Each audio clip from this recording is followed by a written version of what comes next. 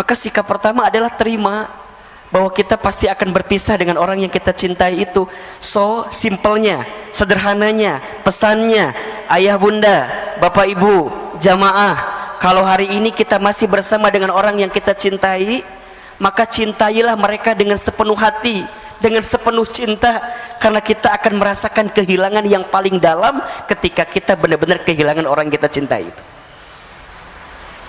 Maka belajarlah dari sekarang, para suami, para istri, belajarlah mencintai pasangan dengan sempurna, dengan sepenuh hati, dengan sepenuh cinta. Siapkan bekal terbaik bersama, agar ketika nanti kita berpisah di dunia, Allah kumpulkan kembali kita nanti di surganya Allah subhanahu wa ta'ala. Itu permintaan kita. Saya ditinggal orang tua saya ketika saya kecil. Sedih, pasti. Gelisah, iya. Terus apa yang saya lakukan? Hari ini, apa yang kita hadirkan? Kita berdakwah, kita belajar, kita menuntut ilmu, kita menyampaikan apa yang kita dapatkan dari guru-guru kita. Di antara motivasinya, ya Rob, kalau seandainya hamba di waktu kecil belum sempat bisa membalas kebaikan orang tua hamba, maka hamba bermohon kepadamu ya Rob, kalau hari ini ada sedikit ilmu yang hamba sampaikan kepada orang lain, tolong ya Rob, jadikan amal ini sebagai hadiah terbaik untuk orang tua hamba, agar kemudian nanti orang tua hamba bisa berkumpul kembali bersama hamba di tempat yang terbaik di hadapanmu ya Rabbal Alamin. Maka seorang anak yang ditinggal oleh orang tuanya, kalau kita ingin membahagiakan orang tua kita, tidak ada cara lain kecuali jadilah anak yang soleh. Itu, jadilah anak yang soleh.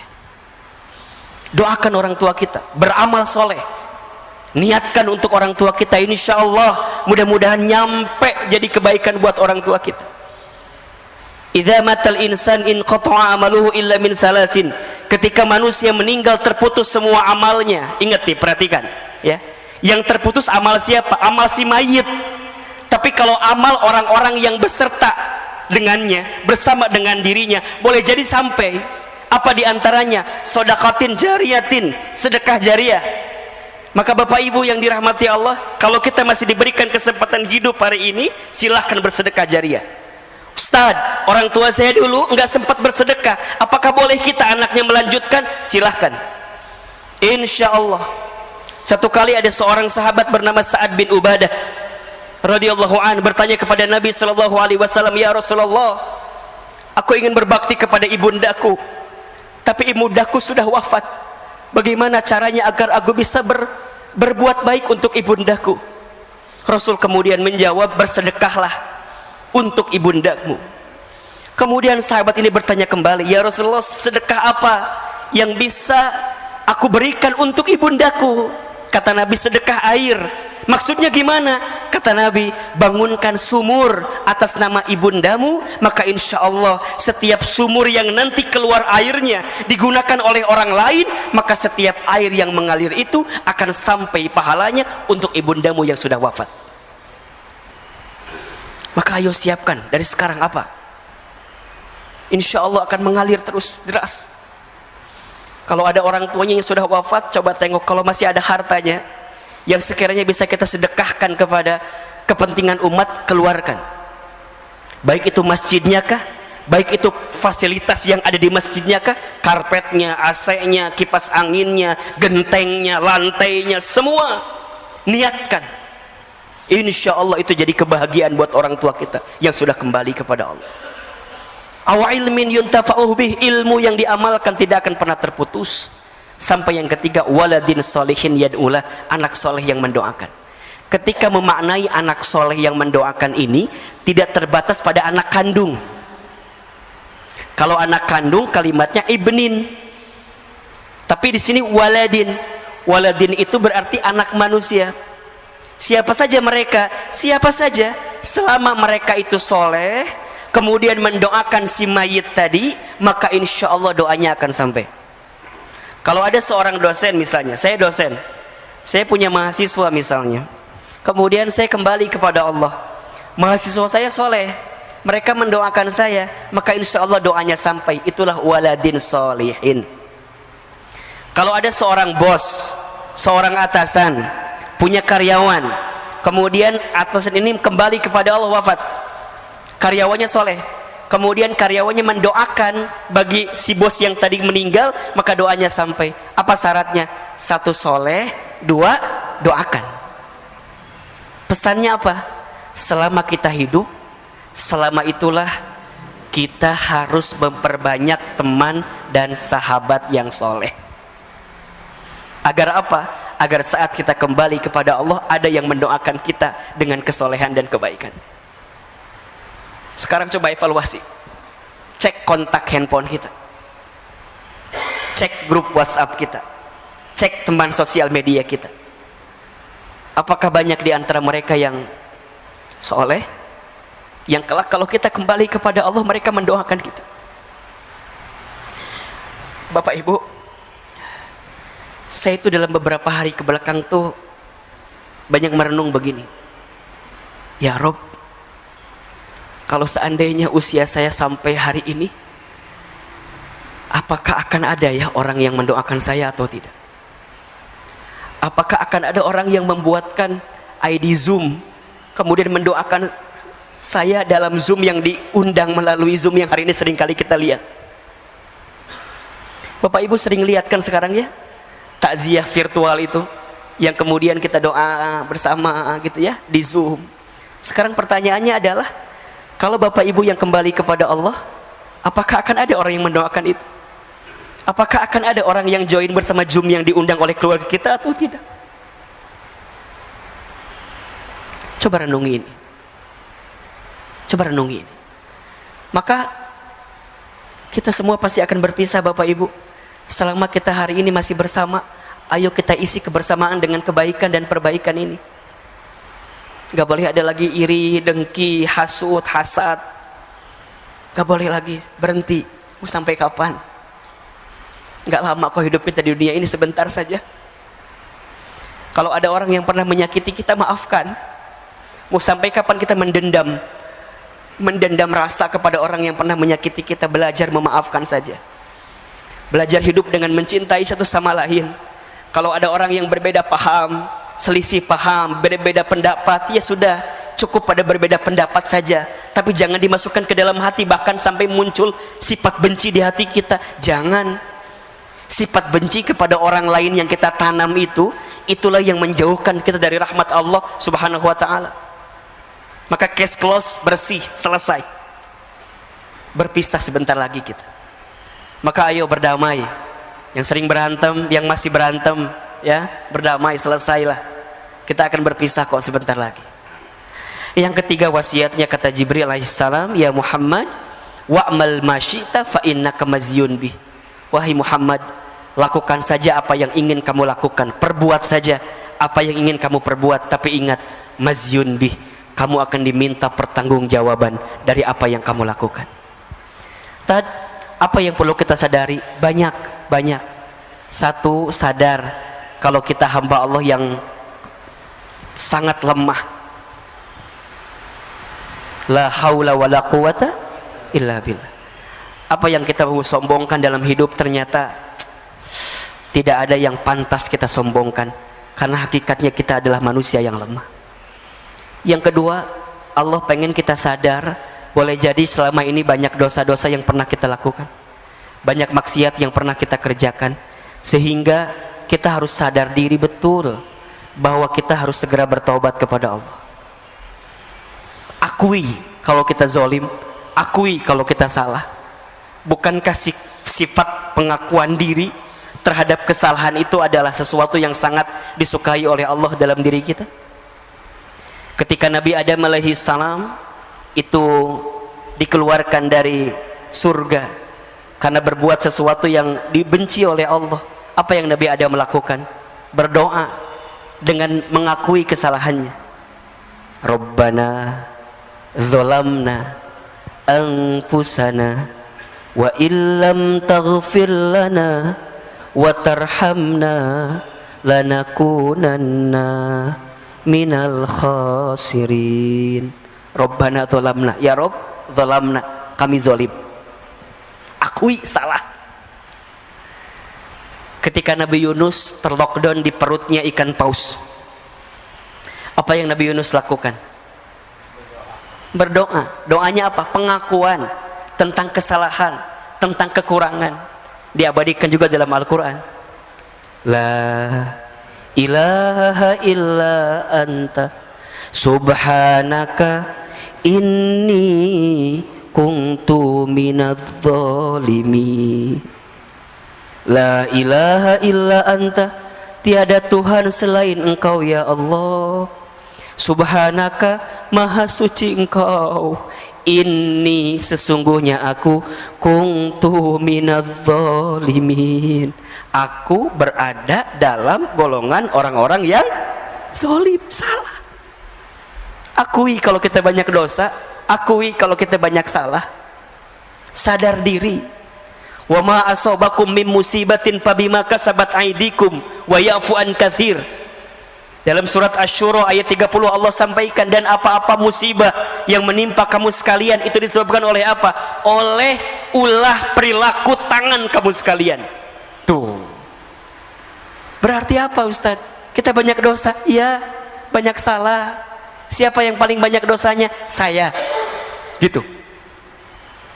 Siapa yang paling banyak dosa? Siapa yang paling banyak dosa? Siapa yang paling banyak dosa? Saya. Jangan sibuk dengan aib orang, jangan sibuk dengan dosa orang lain. Sibuklah dengan dosa kita, karena kita banyak dosa. Terus gimana Ustadz? Ya, walaupun kita banyak dosa, kita yakin Allah Maha Pengampun. Kan itu. Maka apa yang ketiga? Sadar diri bahwa tidak ada yang bisa menolong kita kecuali siapa? Allah. Itu. Di tengah kondisi ujian ini, Allah pengen kita makin berserah kepada Allah, makin yakin ke Allah, makin bersandar ke Allah. Jangan-jangan selama ini kita jauh dari Allah. Akui kita lemah, akui kita banyak dosa. Yang ketiga, akui, sadar kalau kita butuh pertolongan Allah Subhanahu wa ta'ala, karena tidak ada yang bisa menolong kita kecuali Allah. Hasbunallah wa ni'mal wakil, ni'mal maula wa ni'man nasir. Itu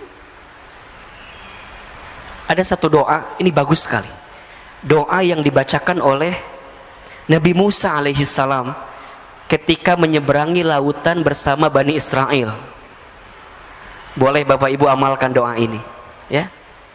Hafal nggak doanya? Pernah dengar belum kira-kira ya? Doanya, Allahumma lakal hamdu wa ilaikal mustaka wa antal musta'an wa la hawla wa la quwwata illa billahil aliyyil azim. Coba saya sekali, Bapak Ibu sekali. Allahumma lakal hamdu wa ilaikal mustaka wa antal musta'an wa la hawla wa la quwwata illa billahil aliyyil azim. Ini doanya. Doa ketika Nabi Musa menyeberangi lautan bersama Bani Israel. Jadi bahasanya lagi mepet nih, lagi himpit kan? Di depan lautan, di belakang pasukan Firaun. Ya kan? Mikirnya ke depan udah pasti kecebur ke laut, kalau balik ke belakang ditangkap oleh Firaun. Bingung kan apa yang terjadi? Maka keluarlah doa yang tadi. Allahumma ya Allah, lakal hamdu, hanya untukmu segala pujian ya Rabb. Wa ilaikal mustaka, dan hanya kepadamu lah aku mengadu ya Rabb, gitu. Hanya kepadamu lah aku curhat. Hanya kepadamu lah aku menggelisahkan urusanku, masalahku, kesulitanku, persoalanku, bebanku. Wa ilaikal mustaka, hanya kepadamu ya Allah mustaka. Ishtaka ya Rabb, aku ngadu, aku ngeluh ya Rabb. Bapak Ibu, ngeluh tuh boleh apa enggak? Boleh, asalkan ngeluhnya sama siapa? Punten. Ngeluh sama Allah boleh, berarti doa. Yang tidak boleh adalah ngeluh kepada manusia. Kalau kita ngeluh kepada manusia, berarti kita tidak ridho dengan apa yang Allah berikan, dan kita tidak bersandar kepada Allah. Ngeluh, Ustaz, wa ilaikal mustaka, kepada Allah. Kenapa harus kepada Allah? Apa kata Nabi Musa? Wa antal musta'an ya Rabb, karena hanya engkau yang bisa menolong kami ya Rabb. Ya Rabb, yang bisa menolong kita siapa? Allah. Wala haula wala quwata illa billah. Sungguh tidak ada daya upaya, tidak ada kemampuan kecuali engkau ya Rabb yang memberikan kemampuan kepada kami. Maka hari ini Bapak Ibu yang dirahmati Allah Subhanahu wa taala, kita diajarkan untuk benar-benar bersandar kepada Allah. Hati-hati, hati-hati ya. Jangan bersandar kepada selain Allah. Berharap kepada manusia adalah patah hati yang disengaja. Kalau ingin bahagia, berharapnya sama Allah saja. Hari ini kita berharap kepada apa yang kita lakukan juga salah, tapi berharaplah kepada Allah. Di tengah pandemi, prokes jalan terus, harus. Itu ikhtiar kita. Vaksin, bismillah, jalan terus. Tapi ingat, di balik itu semua, kita harus bertawakal kepada Allah. Bismillahi tawakkaltu 'alallah, la haula wala quwata illa billahil aliyyil azim. Kesombongan kita, keangkuhan kita yang tidak bersandar kepada Allah lah yang kemudian akan mengundang azab dalam diri kita, musibah dalam diri kita, dan sesuatu yang menyakitkan dalam diri kita. Maka ya, jalani ikhtiar dengan terbaik, tapi ingat yang menentukan semuanya adalah Allah. Maka sadar diri betul, banyak minta pertolongan kepada Allah ya. Banyak minta ampun kepada Allah, karena di tengah kondisi ini Allah sangat menanti-nanti doa-doa kita. Allah menanti-nanti apa yang kita hadirkan. Termasuk di tengah kondisi seperti ini, yang benar-benar kita perlu hadirkan selama hidup adalah sikap kita dalam menyikapi semuanya. Tolong catat baik-baik ya. Ada 4 kunci hidup bahagia ini. Yang pertama, ridho dengan apa yang Allah berikan kepada kita. Ini penting sekali. Allahumma raddini biqadaika wasobirni ala balaika wa'uzi'ni syukra ala ni'amaika. Ya Rabb, berikan aku kemampuan untuk ridho dengan segala ketentuan. Sikap ridho, terima kalau ini sudah terjadi, terima kalau ini terjadi, kalau ini menimpa kita. Berhenti menggelisahkan keadaan, berhenti mengeluhkan keadaan, karena kita yakin apa yang Allah datangkan dalam kehidupan kita ada hikmah yang sedang Allah siapkan untuk kita. Pentingnya sikap ridho, karena Allah hanya akan bersama dengan orang-orang yang ridho. Rasulullah SAW bersabda, Inna idhamal jazai ma'a idhamil balai. Sesungguhnya beratnya ujian, besarnya pahala itu tergantung beratnya ujian. Inna allaha idha ahabba qauman ibtalahum.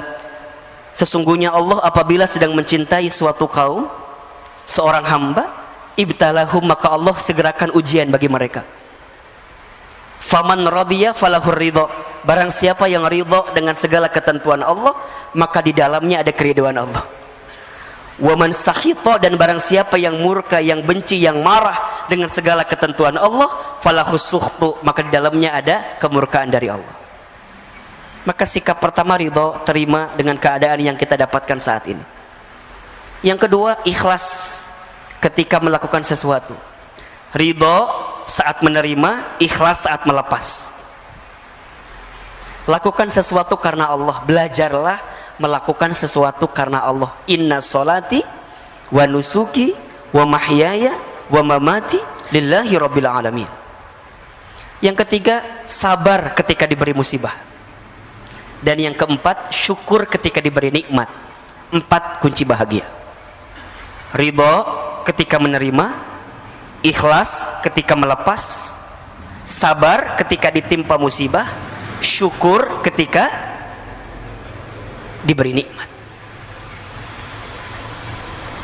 Termasuk hari ini boleh jadi ada di antara kita yang sedang gelisah dengan urusan rezeki ya. Karena bab kita bicara tentang bekerja gitu ya. Saya mohon izin, mungkin tadi di awal-awal lebih banyak kepada konteks menyadari kita tentang keadaan pandemi ini gitu ya. Nah, di tengah kondisi kita saat ini, saya tahu kita hari ini sedang banyak gelisah dengan urusan rezeki. Betul apa enggak? Betul? Banyak orang yang mungkin mohon maaf ya, harus di PHK, diberhentikan, dirumahkan. Ada enggak? Banyak. Ada orang yang omset bisnisnya berkurang. Ada? Ada. Gelisah wajar, resah wajar.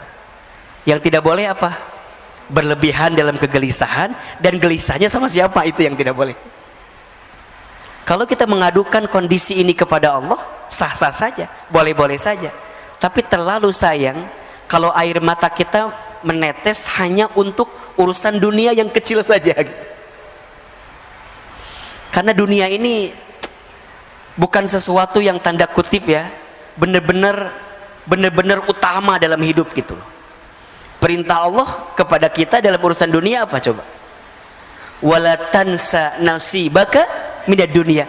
Jangan lupakan urusan dunia. Kalau jangan lupakan gimana? Ya udah biasa aja gitu. Yang paling utama apa? Wabtaghi fima atakallahu darul akhirah wala tansa nasibaka minad dunya, kan begitu. Dan carilah keutamaan akhirat. Jadi utamanya apa? Akhirat. Dunianya apa? Wala tansa nasibaka minad dunya. Jangan lupakan urusan dunia gitu. Bahkan kalau kita merujuk ayat lain, perintah Allah dalam urusan dunia apa? Famshu fi manakibiha. Jalanlah. Jalan tuh gimana? Ya jalan aja gitu.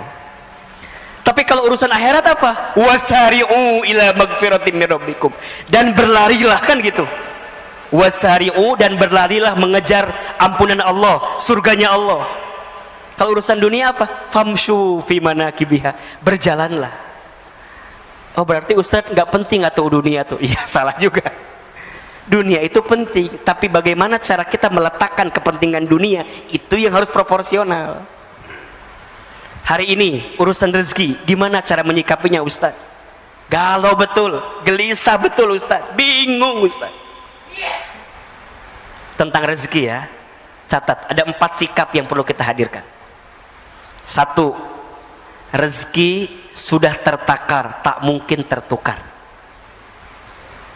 Ulangi apa Bapak Ibu? Saya sekali Bapak Ibu sekali ya. Rezeki sudah tertakar. Rezeki sudah tertakar, tak mungkin tertukar. Yakin atau tidak? Percaya atau tidak? Serius? Benar? Betul? Terus kenapa masih gelisah? Cicilan belum dibayar Ustaz. Apa Bu? Ustaz, apakah setiap manusia yang hidup sudah tertakar rezekinya? Sudah. Surat Hud ayat 6, perhatikan. Surat Hud ayat 6.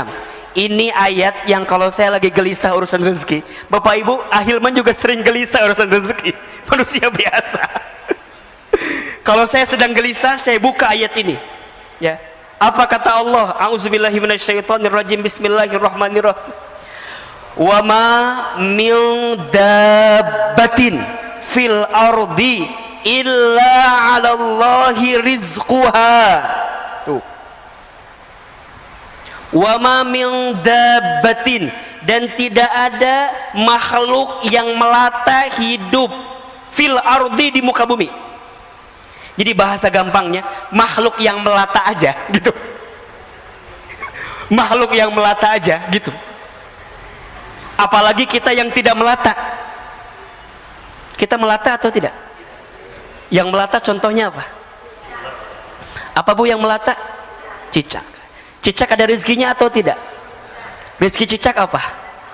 Nyamuk. Nyamuknya datang sendiri atau cicak yang nyamperin nyamuk?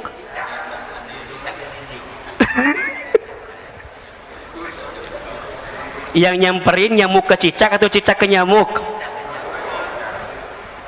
Cicak-cicak di dinding diam-diam merayap. Terus? Oke. Jadi yang datang nyamuk atau cicak? Tadi katanya cicak.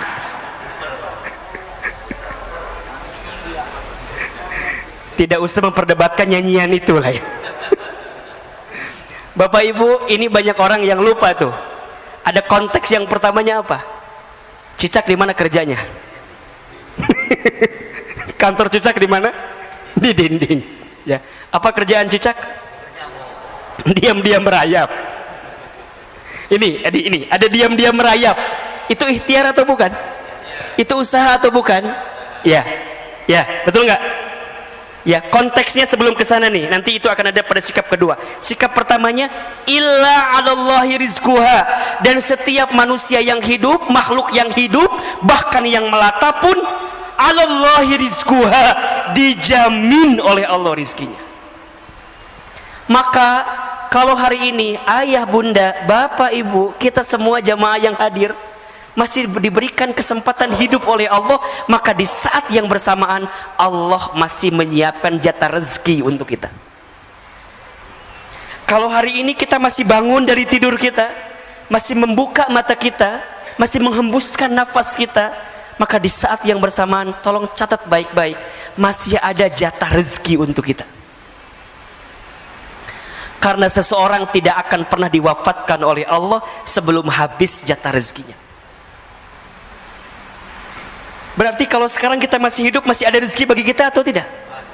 Yakin masih ada? Apa rezekinya? Bukankah membuka mata rezeki? Bukankah bernapas rezeki? Bukankah kita melihat keluarga rezeki? Bukankah kita masih punya sahabat rezeki? Bukankah kita masih bisa menikmati hidup adalah rezeki?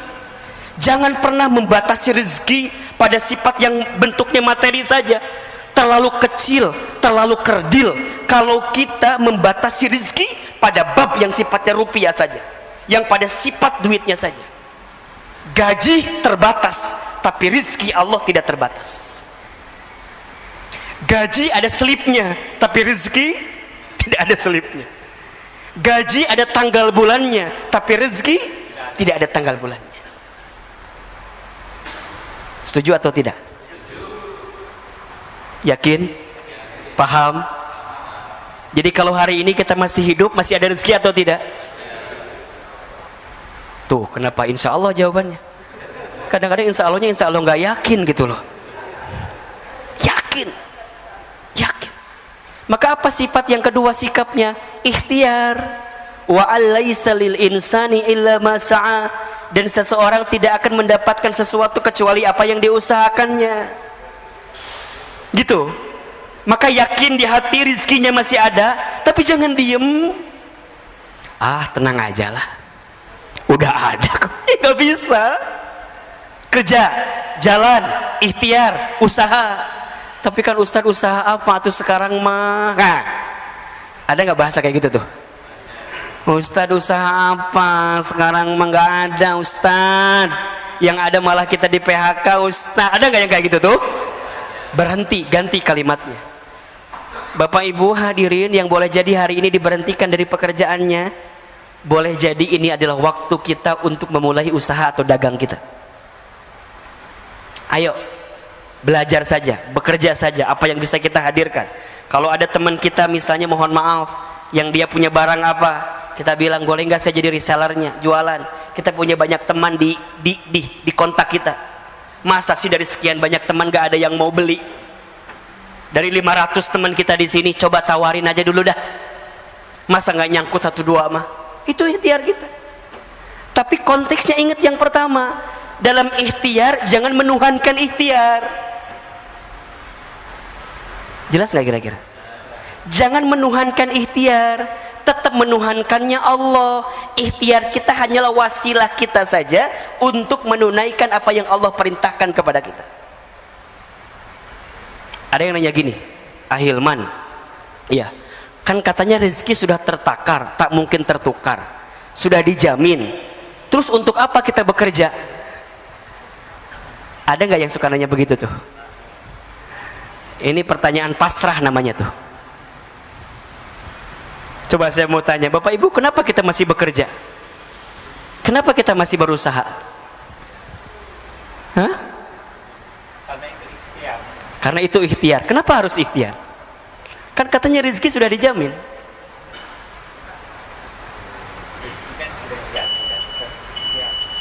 Oke, kalau Bapak Ibu belum bisa menjawab ini, berarti selama ini kita masih menuhankan ikhtiar kita. Cukup sampai sini kajian kita? Atau lanjut? Tunggu sebentar ya.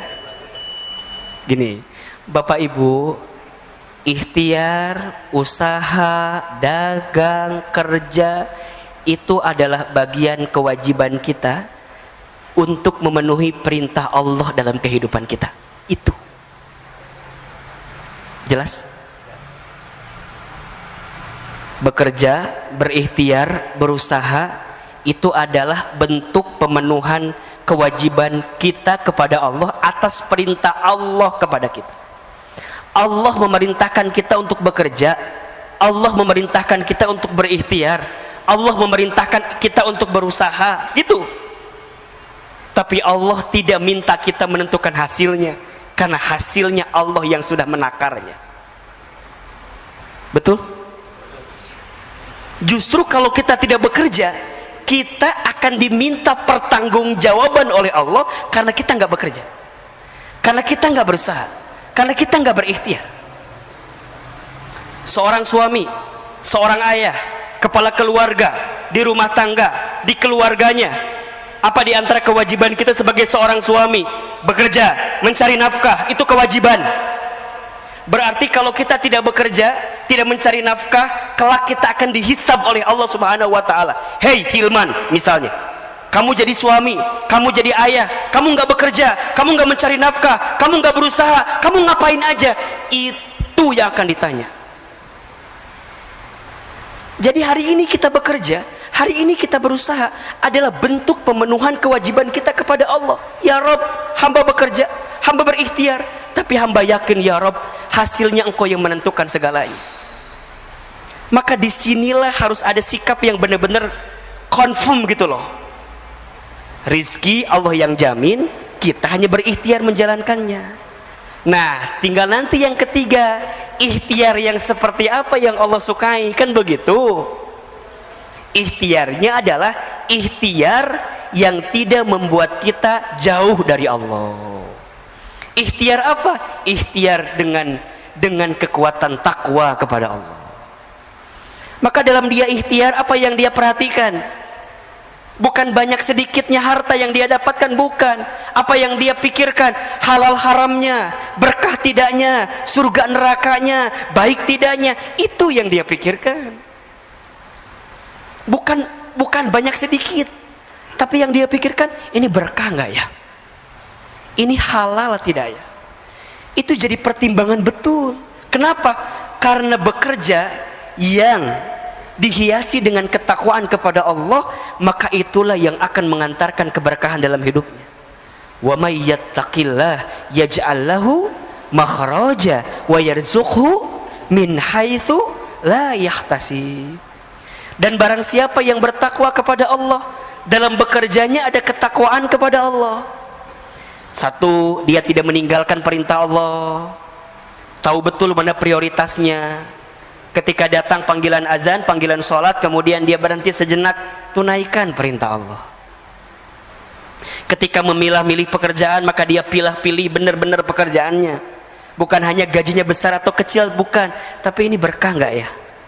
Ini halal nggak ya? Ustadz, apa itu ukuran berkah? Dua ukuran berkah itu. Satu, berkah itu kan maknanya ziyadatul khair ya, bertambahnya kebaikan. Ada dua indikatornya. Satu, bertambah ketaatan kita kepada Allah. Yang kedua, bertambah manfaat kita kepada manusia. Nah, itu berkah tuh. Jadi kalau hari ini Bapak Ibu ingin mengukur apakah pekerjaan saya berkah, apakah harta saya berkah, lihat dua hal tadi. Satu, apakah membuat kita makin dekat dan taat ke Allah atau tidak. Kalau dengan pekerjaan ini malah kita malah jauh dari Allah, melakukan semua yang Allah larang, malah di dalamnya mohon maaf ada dosa, ada maksiat, nggak berkah sebanyak apapun yang kita dapatkan. Dan yang kedua, bermanfaat bagi manusia yang lain. Tinggal yang keempat, nanti hasilnya apa? Kita serahkan hasilnya kepada Allah. Yakin rezeki dijamin oleh Allah. Dua, ikhtiar sebagai bentuk kewajiban kita atas perintah dari Allah. Yang tawakal itu adanya di awal, di tengah, atau di akhir? Di mana? Di semuanya. Tawakal sebelum ikhtiar. Apa contohnya? Apa? Doa. Ya kan? Niatnya benar. Hari ini kita sholat subuh, sebelumnya sholat tahajud. Ini tawakal sebelum ikhtiar kita gitu loh. Datangi Allah, ketuk pintu langitnya, angkat kedua telapak tangan, munajat kepada Allah, minta sama Allah.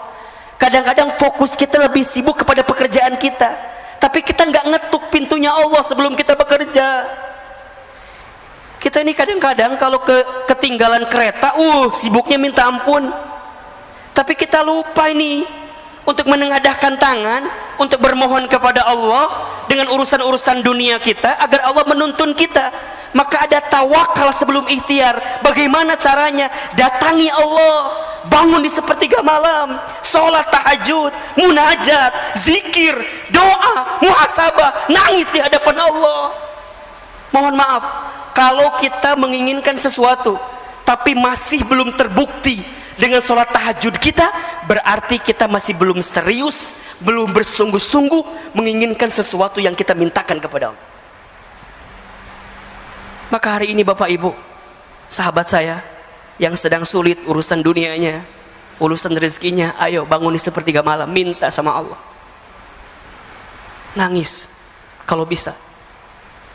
Bukankah waktu sepertiga malam itu adalah waktu yang sangat istimewa? Janji Allah kepada kita surat Al-Isra 79. Wa minal laili fatahajjad bihi nafilatan laka asa ayyab'asaka rabbuka maqaman mahmuda. Dan di waktu malam fatahajjad bihi, bangunlah kamu. Untuk apa? Dirikan salat tahajud nafilatan laka, sebagai tambahan untuk dirimu. Apa yang Allah janjikan kepada kita? Asa ayyab'asaka rabbuka maqaman mahmuda. Maka niscaya Allah akan angkat derajat hidupmu maqaman mahmuda, ke tempat yang mulia. Ayo bangun, bangun. Ini bagian ikhtiar kita tawakal kepada Allah. Kemudian sholat 2 rakaat sebelum subuh. Bukankah kita tahu pesan dari Nabi SAW, barang siapa yang menunaikan sholat 2 rakaat sebelum waktu subuh, maka sama dengan dia mendapatkan pahala seperti mendapatkan apa? Dunia beserta isinya. Itu baru sholat sunnahnya 2 rakaat sebelum subuh. Gimana sholat subuhnya? Gitu cara membacanya. Kadang-kadang kita mah, Ustadz, berarti cukup atau Ustadz ya 2 rakaat sebelum subuh, subuhnya nggak sholat. Salah ini. Sebelum subuhnya aja udah dapat dunia beserta isinya, apalagi sholat subuhnya. Apa yang dia dapatkan? Dunia, akhirat, semua. Bahkan barang siapa yang salat subuh berjamaah di masjid, maka fi zimmatillah, maka di hari itu dia sedang berada dalam penjagaan Allah Subhanahu wa taala. Insyaallah. Kalau sudah Allah jaga, apa yang kita risaukan? Kalau sudah Allah jaga, apa yang kita gelisahkan? Betul atau tidak? Berarti ada tawakal sebelum ikhtiar. Yang kedua, tawakal ketika ikhtiar. Gimana maksudnya? Kita hanya memilih mana yang baik menurut Allah, bukan yang baik menurut kita. Karena yang baik menurut kita belum tentu baik di mata Allah, tapi yang baik menurut Allah itu pasti baik untuk kita. Maka benar-benar dia pertimbangkan, ini baik nggak ya, ini enggak ya, ini halal nggak ya, ini haram nggak ya. Itu tawakal kepada Allah.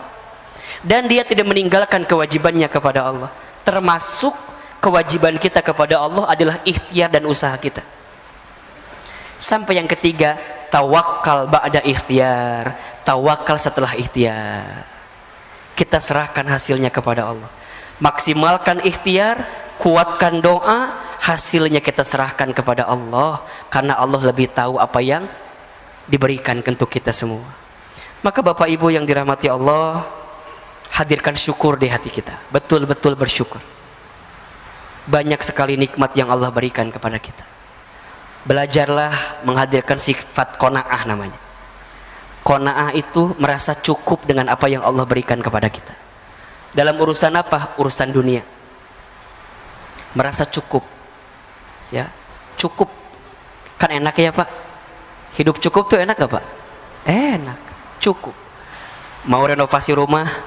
Cukup. Mau ganti kendaraan? Cukup. Anak SPP sekolah? Cukup. Apalagi? Naik haji? Cukup. Mau umroh? Cukup. Nikah lagi? Okay. Jangan itu maaf. Cukup. Cukup, insya Allah.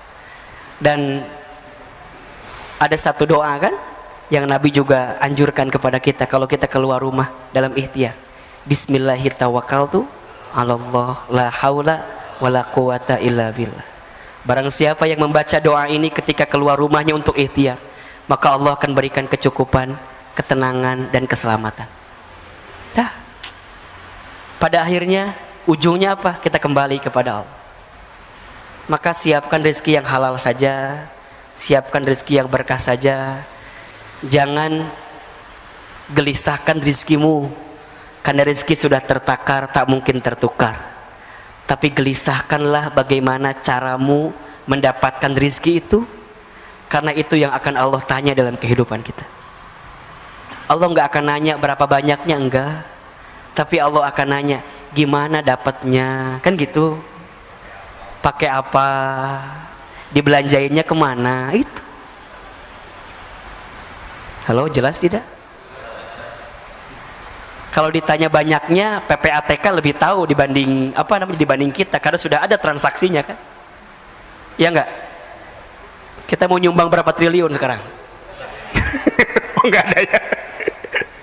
Enggak bisa lah.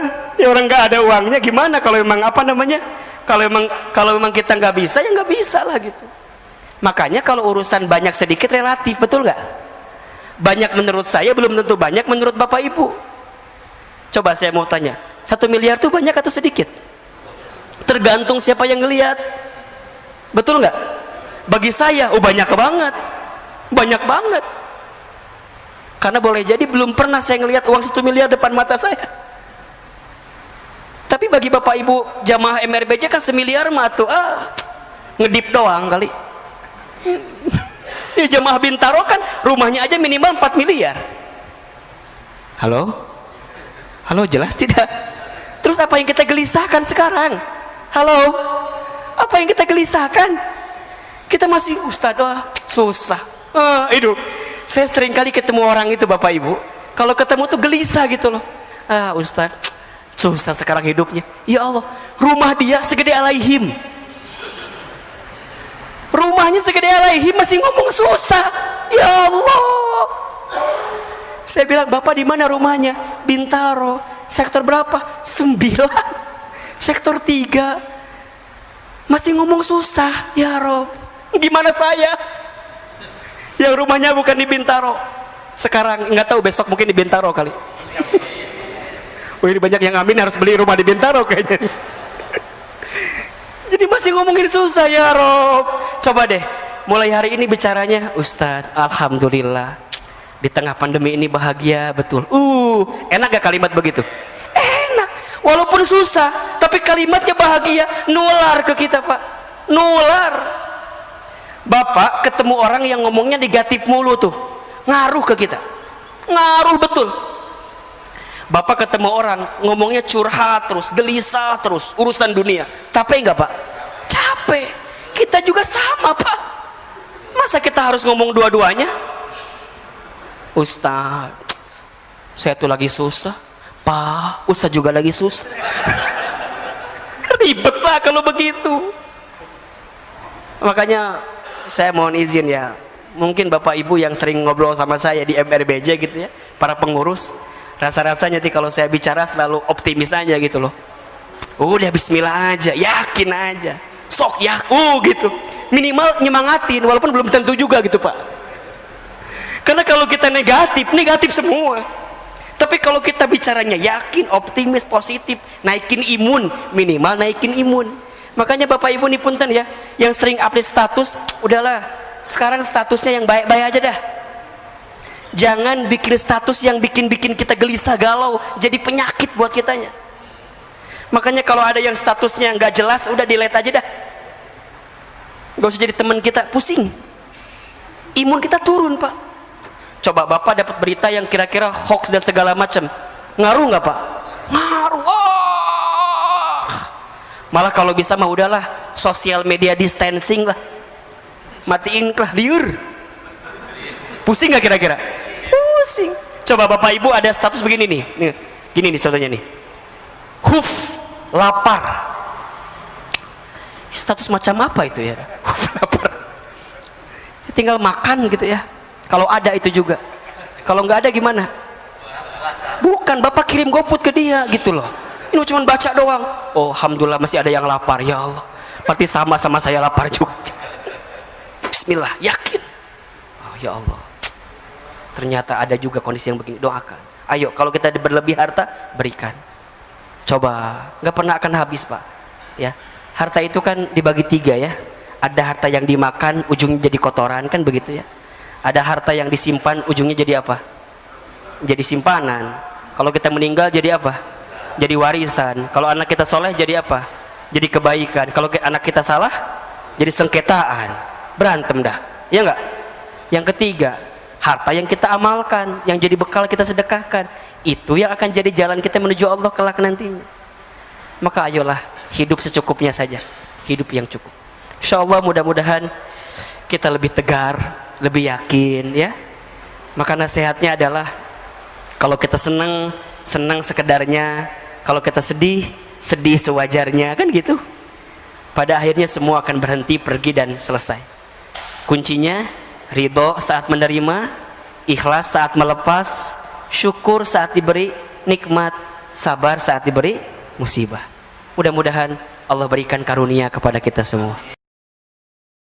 Dan tentu kita berharap kepada Allah, setiap hari yang kita jalani adalah hari-hari yang kita isi dalam kebaikan dan perbaikan.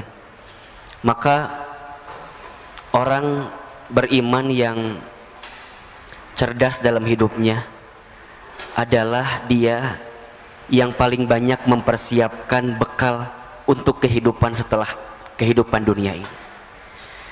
Rasulullah SAW pernah menyampaikan, satu kali Rasul pernah ditanya oleh seorang, ya Rasulullah, siapakah orang beriman yang paling utama hidupnya, yang paling mulia hidupnya?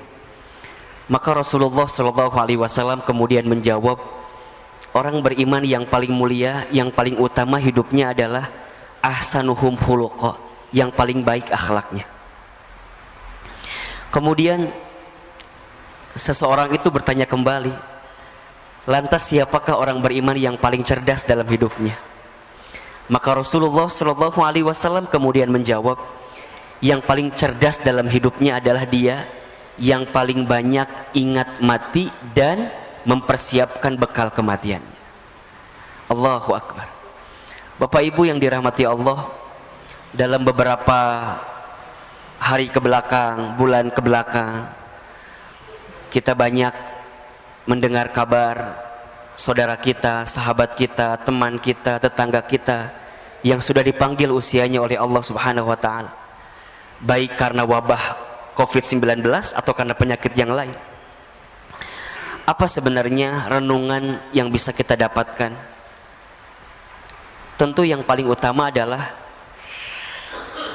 membuat kita harus semakin ingat, merenung bahwa kita semua juga sama, tinggal menunggu detak-detik perjumpaan dengan kematiannya saja. Yang membedakan mereka yang sudah diambil usianya dengan kita adalah hanya waktu take off-nya saja, hanya waktunya saja. Beliau lebih duluan, nah kita barangkali belum diberikan kesempatan untuk itu. Hanya kita semua percaya bahwa kita semua pasti akan berjumpa dengan bab yang namanya kematian itu. Kullu nafsin dha'iqatul maut. Setiap yang bernafas, setiap yang berjiwa pasti akan meninggal, pasti akan mati. Maka ada 3 wasiat yang pernah disampaikan oleh malaikat Jibril alaihi salam kepada baginda Nabi Muhammad sallallahu alaihi wasallam, yang saya kira wasiat ini perlu kita renungi juga oleh kita sebagai umat Nabi sallallahu alaihi wasallam agar kita bisa menjalani hidup dengan tenang dan bahagia. Ahilman apa wasiatnya? Ada 3. Yang pertama, kata Jibril, ya Muhammad, wahai Muhammad, ishma syi'ta fa innaka mayyitun.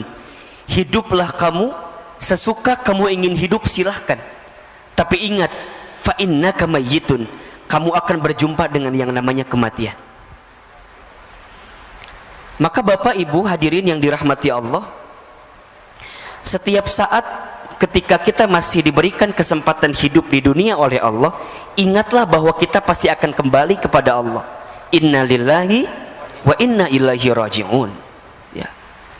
Sehingga apa yang kita mintakan kepada Allah selama kita hidup, kita pengen benar hidup selamat di jalan Allah dan wafat dalam keadaan baik di jalan Allah. Kan doa yang sering kita bacakan itu kan, Allahumma inna nas'aluka salamatan fid din wa afiyatan fil jasad wa ziyadatan fil ilmi wa barakatan fil rizqi wa taubatan qabla al maut wa rahmatan indal maut wa maghfiratan ba'dal maut. Allahumma hawwin alaina fi syakaratil maut wan najata minan nar wal afwa indal hisab. Hidup selamat, sehat afiat, ilmu bertambah, rizki barokah, taubat sebelum wafat, rahmat ketika wafat, ampunan setelah wafat, ya Rabb ringankan sakaratul kami ya Rabbal alamin. Itu yang kita mintakan. Maka Bapak Ibu yang dirahmati Allah, berkali-kali Ahilman sampaikan kepada Bapak Ibu hadirin sekalian, kalau hari ini kita masih diberikan kesempatan usia oleh Allah, ingat 2 hal saja.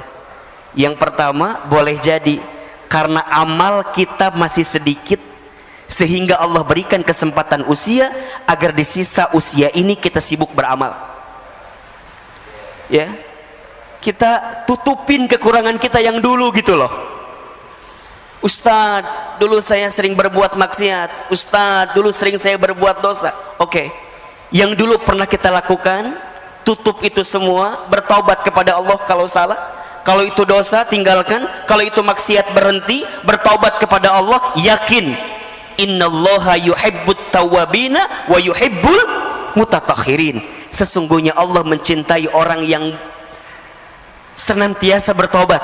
Kenapa dia bertobat? Karena dia tahu banyak dosa, kemudian dia mensucikan dirinya. Allah suka kepada orang yang bertobat, minta ampun, bertobat, minta ampun, bertobat, minta ampun. Allah suka, Bapak Ibu yang dirahmati Allah, hadirin yang dirahmati Allah.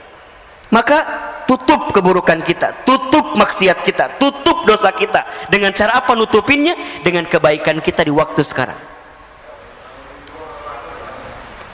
Apa yang bisa jadi motivasi bagi kita? Bahwa kita semua pasti akan berjumpa dengan yang namanya kematian. Tidak ada nasihat yang paling luar biasa dalam kehidupan kita kecuali nasihat tentang zikrul maut, ingat kematian. Kita lagi futur, lagi down, lagi nggak semangat. Ustaz, lagi nggak semangat nih, ingat mati. Saat kita sedang istiqomah di jalan Allah, futur, kita lagi down, ingat kematian. Saat kita dakwah, kemudian kita menyerah, Ustaz, capek lah dakwah ini, udahlah biarin aja yang lain. Shh, ingat kematian. Nggak lama hidup di dunia ini, sebentar saja. Maka kalau kita masih diberikan kesempatan usia, ingat boleh jadi amal kita masih sedikit, sehingga kita isi dengan amal-amal kebaikan ke depan. Atau yang kedua, boleh jadi karena dosa kita masih banyak, sehingga di sisa usia ini Allah minta kepada kita untuk banyak minta ampun, bertobat kepada Allah Subhanahu wa ta'ala. Maka perintah Nabi jelas sekali kan? Jelas sekali. Ya, bertakwalah kalian kepada Allah haitsuma kunta, dimanapun kalian berada. Kemudian wa'at bi'is sayyi'ata bil hasanati tamhuha, dan ikutkanlah keburukan dengan kebaikan, maka niscaya kebaikan yang kamu lakukan bisa menutupi keburukanmu di masa lalu. Dan hadirkanlah akhlak yang baik selama hidup dengan akhlak yang Allah sukai dan senangi dalam kehidupan ini. Makanya kalau orang yang dalam hidupnya masih sering mohon maaf, nyakitin orang gitu ya, ngomongin orang, nyinggung orang, zolimin orang, nipu orang, maka dia yang ingat dengan mati benar-benar akan hati-hati dengan apa yang dia lakukan dalam hidup. Kenapa? Karena setiap orang akan diwafatkan oleh Allah sesuai dengan kebiasaannya saat hidup di dunia. Jadi kalau Bapak Ibu hadirin ingin bertanya, Ahilman kira-kira bagaimana keadaan nanti saya setelah hidup di dunia ini? Simpel saja. Lihat saja bagaimana kehidupan kita di dunia. Itu gambaran. Itu gambaran. Maka jangan pernah berhenti berbuat baik. Karena kita tidak pernah tahu kebaikan mana yang akan menerangi alam kubur kita nanti. Sederhana saja. Kalau bertemu orang, senyum saja. Tabassumuka fi wajhi akhika shadaqatika. Senyummu di wajah saudaramu adalah sedekah. Ada seseorang yang ketika nanti dia kembali kepada Allah, ternyata kuburannya lapang, terang. Karena apa? Karena modal sedekah yang dihadirkan. Apa sedekahnya? Hanya dengan sekedar dia begitu menebar senyuman bagi semua orang.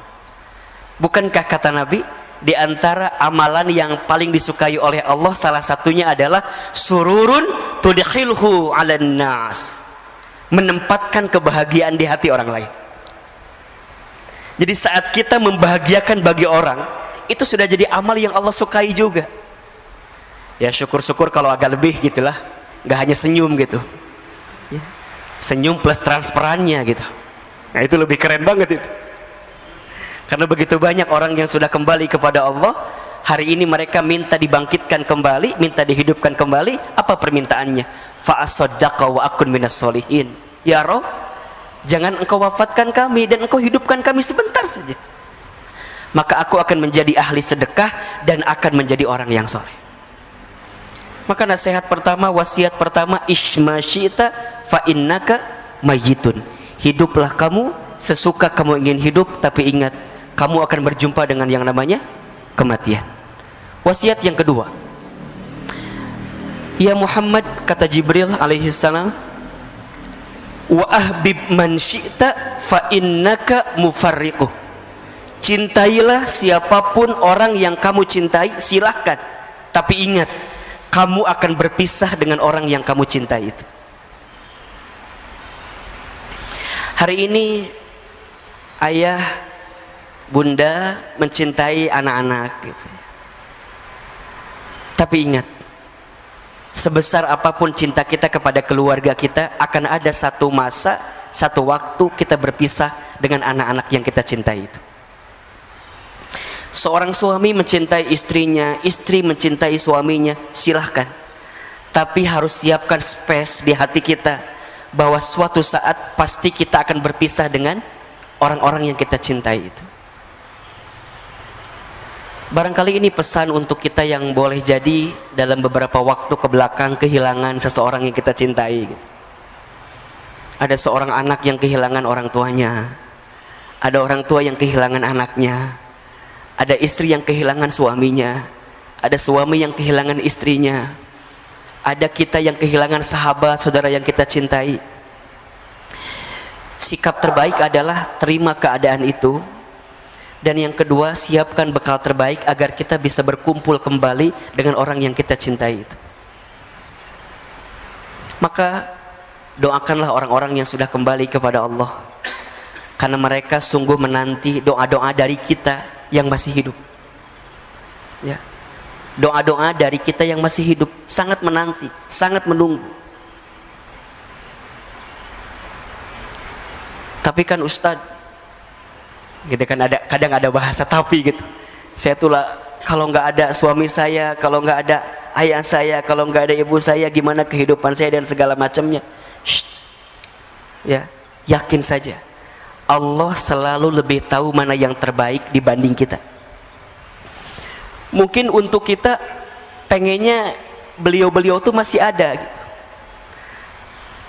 Tapi ingat, catatan takdir Allah itu lebih baik daripada apa yang kita ketahui selama ini. Wa asa an takrahu syai'an wa huwa khairul lakum wa asa an tuhibbu syai'an wa huwa syarrul lakum wallahu ya'lamu wa antum la ta'lamun. Boleh jadi kamu membenci sesuatu padahal itu baik bagimu. Boleh jadi kamu menyukai sesuatu padahal itu buruk bagimu. Allah lebih tahu sedangkan kamu tidak mengetahuinya. Maka sikap pertama adalah terima bahwa kita pasti akan berpisah dengan orang yang kita cintai itu. So simpelnya, sederhananya, pesannya, ayah bunda, bapak ibu, jamaah, kalau hari ini kita masih bersama dengan orang yang kita cintai, maka cintailah mereka dengan sepenuh hati, dengan sepenuh cinta, karena kita akan merasakan kehilangan yang paling dalam ketika kita benar-benar kehilangan orang yang kita cintai itu. Maka belajarlah dari sekarang, para suami, para istri, belajarlah mencintai pasangan dengan sempurna, dengan sepenuh hati, dengan sepenuh cinta. Siapkan bekal terbaik bersama agar ketika nanti kita berpisah di dunia, Allah kumpulkan kembali kita nanti di surganya Allah Subhanahu wa ta'ala. Itu permintaan kita. Saya ditinggal orang tua saya ketika saya kecil. Sedih pasti, gelisah iya. Terus apa yang saya lakukan? Hari ini apa yang kita hadirkan? Kita berdakwah, kita belajar, kita menuntut ilmu, kita menyampaikan apa yang kita dapatkan dari guru-guru kita.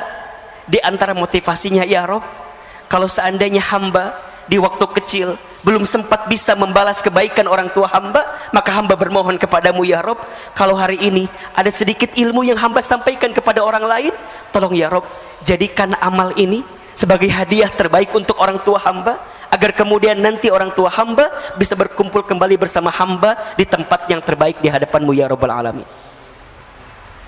Maka seorang anak yang ditinggal oleh orang tuanya, kalau kita ingin membahagiakan orang tua kita, tidak ada cara lain kecuali jadilah anak yang soleh. Itu, jadilah anak yang soleh. Doakan orang tua kita, beramal soleh, niatkan untuk orang tua kita. Insya Allah mudah-mudahan nyampe jadi kebaikan buat orang tua kita. Idza matal insan in qata'a amaluhu illa min thalasin. Ketika manusia meninggal terputus semua amalnya. Ingat nih, perhatikan ya. Yang terputus amal siapa? Amal si mayit. Tapi kalau amal orang-orang yang beserta dengannya, bersama dengan dirinya, boleh jadi sampai. Apa diantaranya? Sodaqatin jariyatin, sedekah jariah. Maka bapak ibu yang dirahmati Allah, kalau kita masih diberikan kesempatan hidup hari ini, silahkan bersedekah jariah. Ustaz, orang tua saya dulu enggak sempat bersedekah, apakah boleh kita anaknya melanjutkan? Silahkan. Insya Allah. Satu kali ada seorang sahabat bernama Sa'ad bin Ubadah radhiyallahu an bertanya kepada Nabi sallallahu alaihi wasallam, ya Rasulullah, aku ingin berbakti kepada ibundaku, tapi ibundaku sudah wafat.